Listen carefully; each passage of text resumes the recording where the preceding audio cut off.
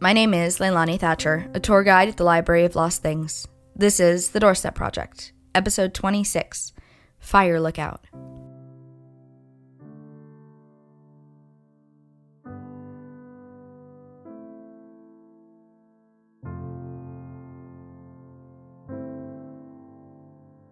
This next envelope from our latest box just has a leather-bound journal in it. We're not going to read every single entry because there's about 80 entries. We'll read pieces of some of them, maybe all of one. Actually, I'll probably record it all, and Gavin can pick and choose what he thinks should be in the episode. Sorry, Gavin.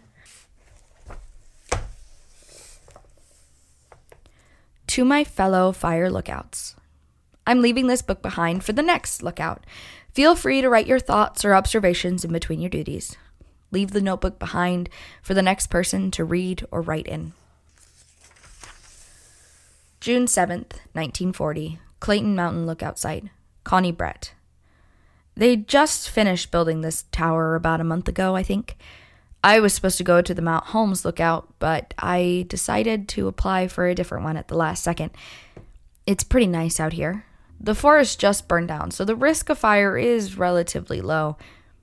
I can see the Blackwater Fire Memorial out to the west. If they had built the tower before the fire, maybe that could have been avoided. But there's no way to know for sure. It's not worth thinking like that. It just wastes time.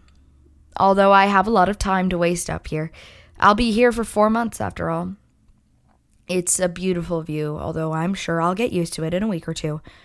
There's supposed to be a storm later tonight. June 8th, 1940.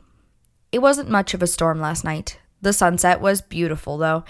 I've worked as a fire lookout for 6 years, and this one was very pretty. Most of my time was spent in Idaho, but after the fires from last year, I applied down in Wyoming instead. It's hotter out here, but it gets very nice at night. I left the windows open. I'll have to request screens for the windows for the next lookout, though. August 4th, 1940. It's my birthday. I get to go home in a month. It really is beautiful out here. My husband would have loved this place. My daughter left a birthday message for me with dispatch. Her little girl is so cute. I haven't seen her in so long. My little girl invited me to come home after my shift was over. September 2nd, 1940. I'm going home today. Back to my daughter's house, I guess. A car is coming up to get me within the hour. It is beautiful out here. The sunsets were amazing, the evenings were so crisp, and the view is, somehow, still incredible. But I hadn't heard my daughter's voice in 5 years. Nothing is more beautiful than that. June 9th, 1942, Martha Reynolds. I love the idea of a journal for all the lookouts to share. I read all of Connie's entries, and I read all of Tim's as well. This is my first year as a fire lookout. I'm not used to being alone like this, but I think it will be good for me. Maybe it won't. We'll see. June 13th, 1942. I've started talking to myself and singing. I get really bored. My only job is to watch. I've started naming everything I can see, saying tree, rock, person hiking at the memorial, tree. Very boring. June 21st, 1942. I've started drawing maps of the stars. I don't know how to map stars properly, but I draw all the stars I can see on a blank sheet. I'll draw one in the notebook for you to see. June 30th, 1942. I forgot to eat most of today. I don't think this job is for me. July 16th, 1942. What will people be doing 100 years from now? Will people still sit in this building watching for fire? Maybe they'll have robots for that. The movies say that there will be robots by then. Will humans even be useful by then? Perhaps even the forests will be gone. Maybe this building will be gone. My father would say I think too much, but that's all I have time to do now. July 24th, 1942. My husband is overseas right now in the United States Navy. I pray every day that he'll make it home safe. There's no way to know if he's alive now. It's hard to get mail out there. I'll find out in a month or so, I guess. Or I won't. I may not know anything at all. June 17th, 1943. Martha Reynolds. I don't know why I came back here. It's hard, lonely work. I haven't gotten news from my husband since Christmas. Maybe I'm hoping if I sacrifice enough of my life, enough of my time, God will keep my husband safe. I don't know if that's how it works, but I hope it might. June 25th, 1943. Isolation can't be healthy for the human mind. This year I came prepared with a few books and some yarn to keep me busy. A lot of my time is spent scanning the horizon for smoke and knitting a scarf for my husband. I'm scared, but I can help people from here. September 1st, 1943.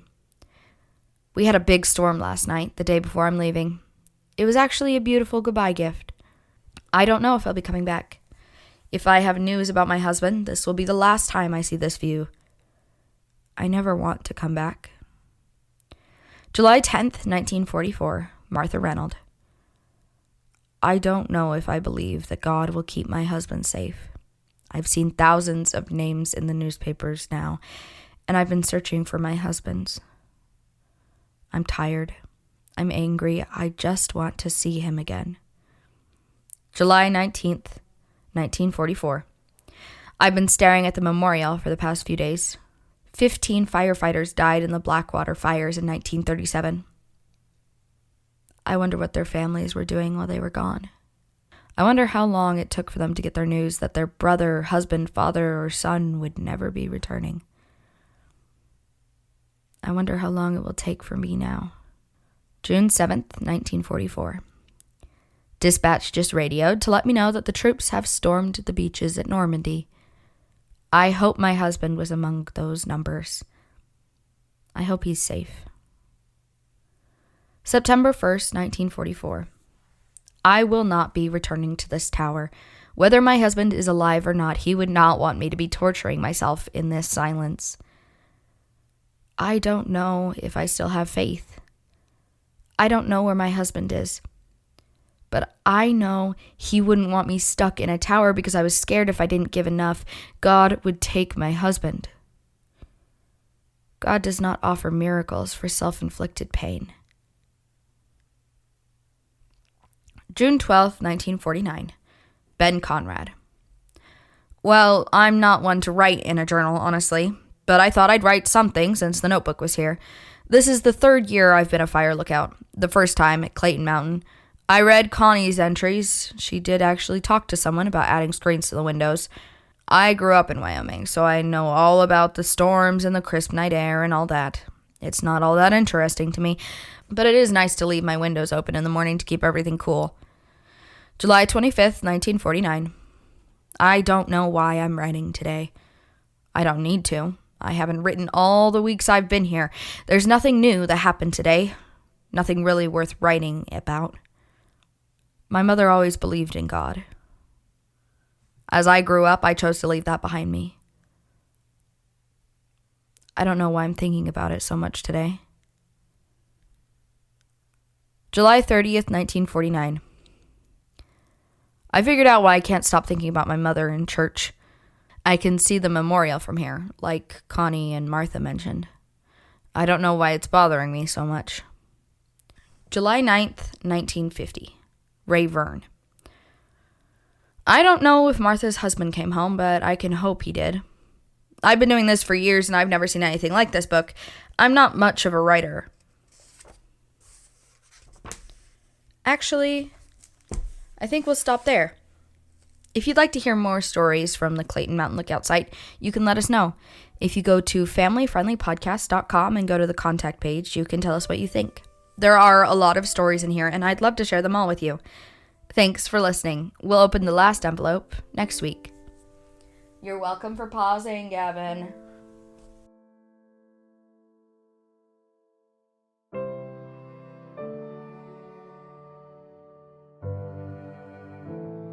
Thank you for listening to The Doorstep Project. This audio drama was created and produced by Family Friendly Podcasts.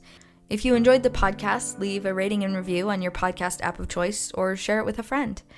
Leilani and the project will be back next week.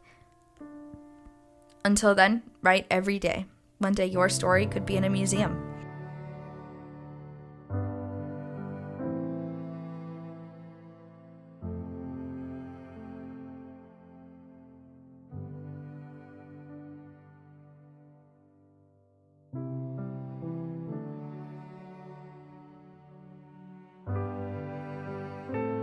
The Doorstep Project is produced by Family Friendly Podcasts. It was written, edited, and performed by AJ Barton.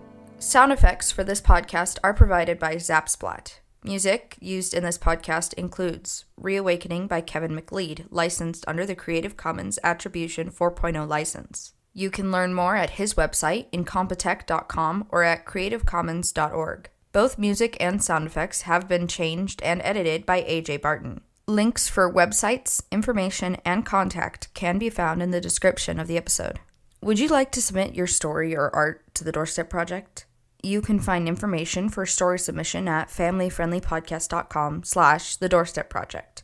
Information on CC by 4.0 licenses can be found at creativecommons.org.